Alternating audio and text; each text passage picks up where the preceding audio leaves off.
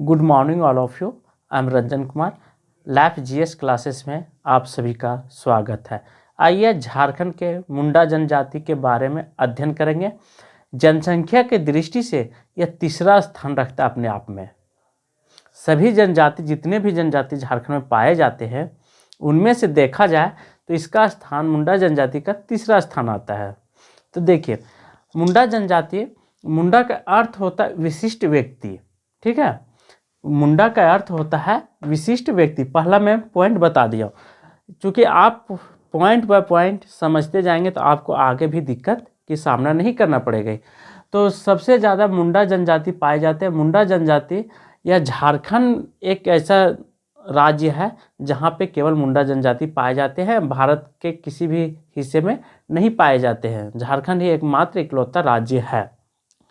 आप देखिए, इनकी तीसरी जनसंख्या है और इनका जो है परसेंटेज के हिसाब से देखेंगे तो 14.56% आता है सभी जनजातियों में। आज पार्ट 4 में पढ़ा रहा हूँ। ठीक है, आप सभी लोग टेलीग्राम पे लैप जीएस क्लासेस के नाम से सर्च करेंगे तो टेलीग्राम पे जुड़ना है तो जुड़ सकते हैं।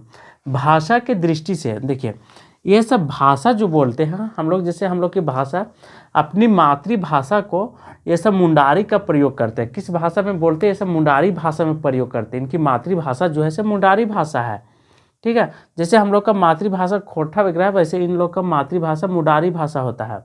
ये प्रोटो ऑस्ट्रेलाइड प्रजाति से के अंतर्गत आते हैं। किस जाति के अंतर्गत?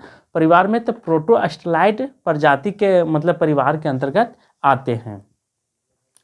अब इनकी रहन सहन, इनकी क्षेत्र देखेंगे जहाँ कहाँ पे ये अधिक पाए जाते हैं, कहाँ पे इनके अधिक बिलोंग करते रहते हैं। तो रांची में सबसे ज़्यादा इनकी जनसंख्या है। किसमें? रांची में सबसे ज़्यादा अधिक जनसंख्या इनकी है। साथ ही साथ गुमला लेंगे, सरायकेला और पश्चिमी सिंहभूम, इन सभी जिलों में भी इनकी संख्या पाई जाती है, लेकिन कुछ कम है और कहीं पे ज़्यादा। तो रांची में सबसे ज़्यादा पाया जाता है। देखिए, मुंडाओं में सबसे प्रचलित जो विवाह है वो है आयोजित विवाह। ठीक है, आयोजित विवाह। जैसे हर समुदाय में, हर समाज में शादी ब्याह करने का, रहन सहन, खान पान, उठन बैठन करने का अपना एक अलग कहा जाए तो अलग उसका प्रचलन होता है, अलग सोच होता है, अलग विचार होता है, अलग रीति रिवाज भी होता है। तो ये सब जो विवाह करते हैं वो आयोजित विवाह के नाम से ज़्यादा फेमस है इनकी मुंडा जनजाति में। ठीक है, और देखिए कौन कौन विवाह ये सब करते हैं उन सब पर अध्ययन करेंगे पॉइंट बाय पॉइंट। पहला पॉइंट पे है राजी खुशी विवाह, दूसरा पॉइंट है हरण विवाह, तीसरा पॉइंट है हठ विवाह और चौथा है सेवा विवाह। इन 4 विवाहों का इनकी जनजाति में, मतलब इनकी समुदाय में, इनके परिवार में, इनकी समाज में ये प्रचलन है।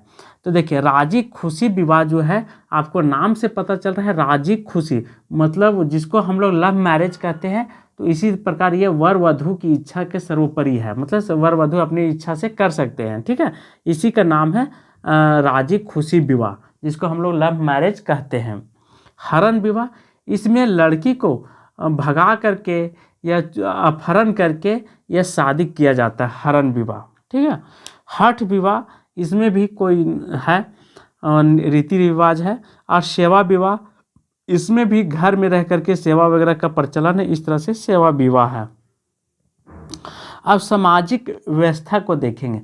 जब तक नहीं किसी भी समाज को, किसी भी जनजाति के आप संस्कृति कला को नहीं देखेंगे, समाज को नहीं परखेंगे, तब तक आप भली भांति उसे परिचित नहीं होंगे और आपको जो जानकारी लेना है वो आप संतुष्टि नहीं हो सकते हैं। इसीलिए आप सामाजिक व्यवस्था को भी देखते चलेंगे। देखिए, सामाजिक व्यवस्था में युवा गिरह, हम लोग युवा गिरह कहते हैं। तो इन लोग गीति ओड़ा बोलते हैं, इसी चीज़ को अपनी भाषा में गीति ओड़ा बोलते हैं। फिर विवाह को हम लोग विवाह कहते हैं, मैरिज कहते हैं। तो ये सब अपनी भाषा में अरंडी बोलते हैं। ठीक है, विधवा विवाह, ये विधवा विवाह को सगई विवाह के नाम से ऐसे पुकारते हैं।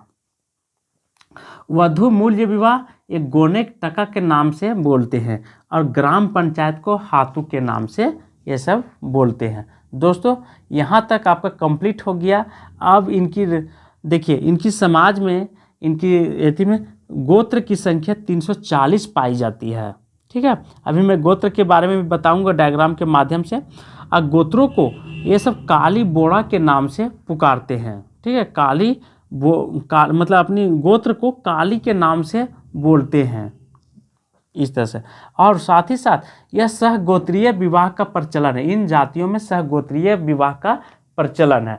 मुंडा स्वयं को हड़ोको के नाम से, हड़ोको मतलब कहते हैं, अपने आप को हड़ोको कहते हैं। ठीक है, हड़ोको का अर्थ अब क्या होगा ये नहीं जानते, लेकिन हड़ोको कहते हैं।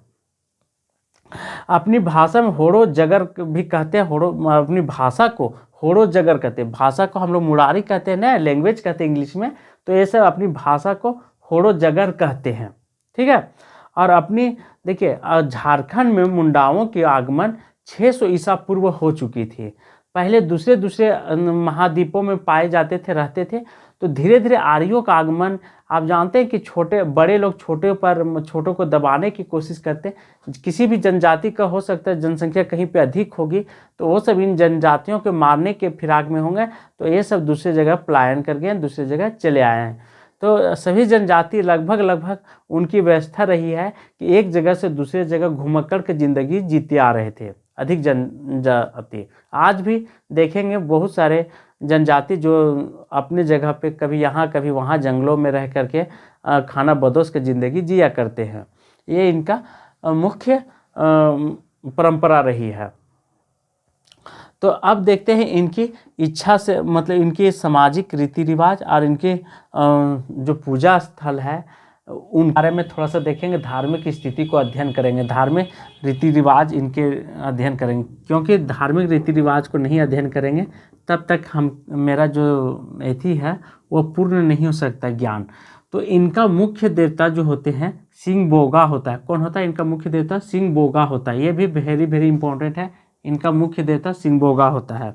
ठीक है, देसावली गांव की सबसे बड़ी देवी होती है। जैसे गांव में भी ये सब सबसे गांव की भी पूजा होता है। ये सभी परंपरा, सभी समाज में ये रीति रिवाज है, खास करके हिंदू धर्म में। तो देसावली जो होता है गांव के सबसे बड़ी देवी होते हैं। ठीक है, ये यहाँ पे अंडरलाइन में कर दे रहा हूँ।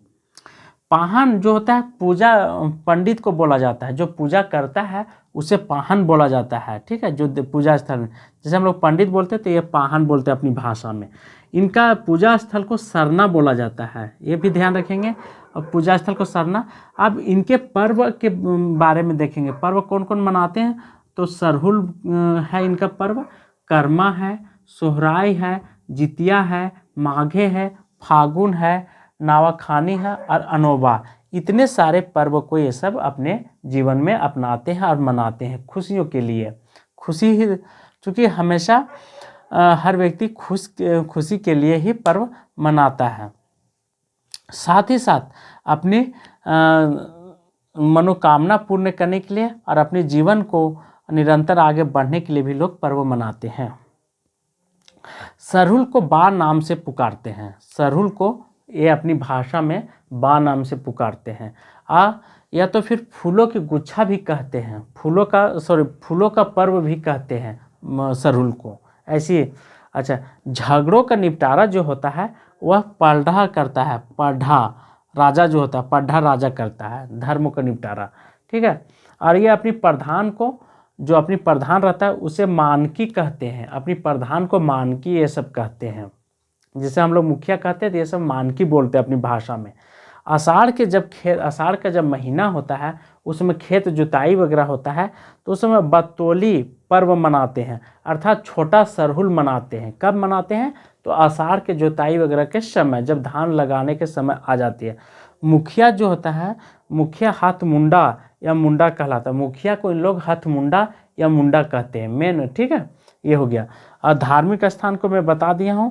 पाहन होता है, उसके नीचे जो होता है, धार्मिक पाहन के नीचे जो होता है सहायक होता है, उसे पुजार बोलते हैं, और या तो पनभरा भी बोलते हैं ये अपनी भाषा में।